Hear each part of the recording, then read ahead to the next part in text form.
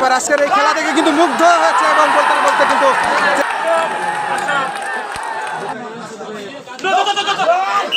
ধরেছিল বিপুল, কিন্তু না, ব্যর্থ হলেন সোহেল। কিন্তু একশা টানে বকার পার হয়েছে।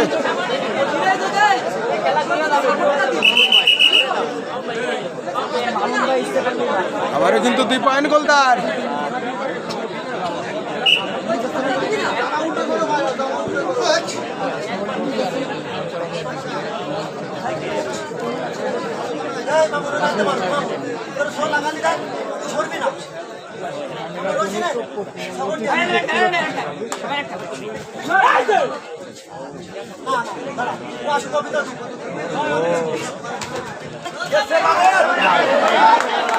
এবার কিন্তু ট্যাকেল হয়েছে,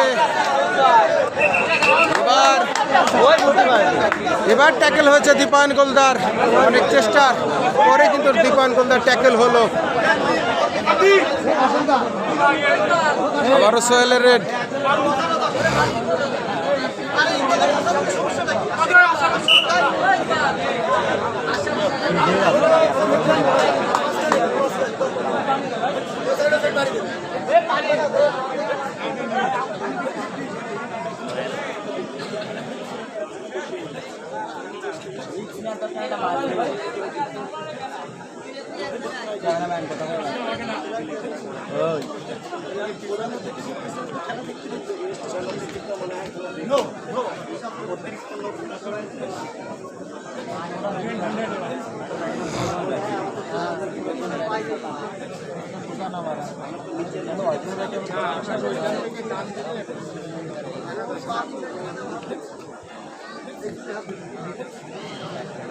মাঠ কিন্তু একেবারে স্তব্ধ হয়েছে। সোহেলের রেড চলছে, দেখা যাক কি হয়। দর্শক একেবারে আজকের এই খেলা থেকে কিন্তু মুগ্ধ হয়েছে এবং বলতে না বলতে কিন্তু চেষ্টা ছিল আশরাফুলের, কিন্তু না, ব্যর্থ হলেন এরশাদ এবং আশরাফুল। সফল হয়েছে সোহেল। এবার কিন্তু বিমানিক বল রেড দিচ্ছে, বিমানিক বল, দেখা যাক কি হয়। আমরা জেনে থাকি যে বিমানিক বলের যে দেহ, এইটাই মানে গ্রহ মাত্র গ্রহ দিয়েছিলাম ওই বুঝতেই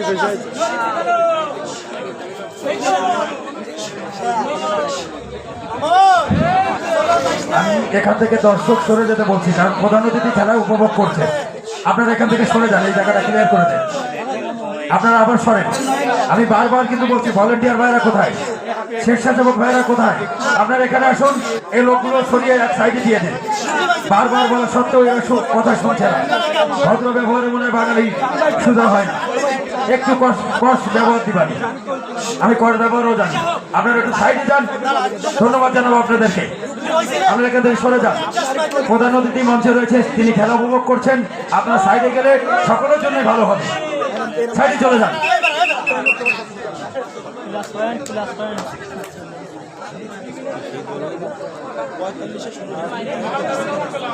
একটা গোল হয়েছে।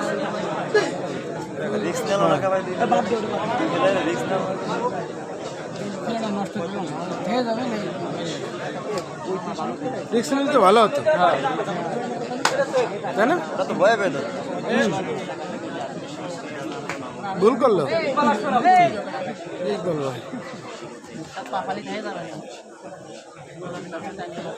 গোল কি শোধ হবে?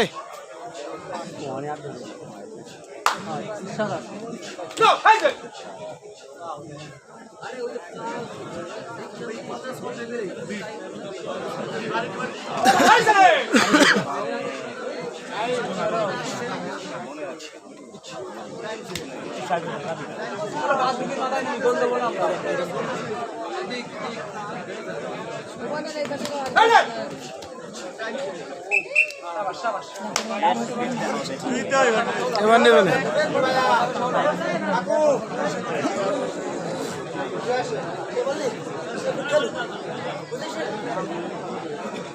সম্ভবত বিরতি দেবে, বিরতি ভর যাবে, একটু খাইয়ে যায়। গোল শোধ করবে না, গোল শোধ করবে না। এইটুকু নির্ভর করবে বুঝছো? হ্যাঁ ইকবাল ভাইয়ের আগের রোডেই এটা কিছু করা উচিত ছিল।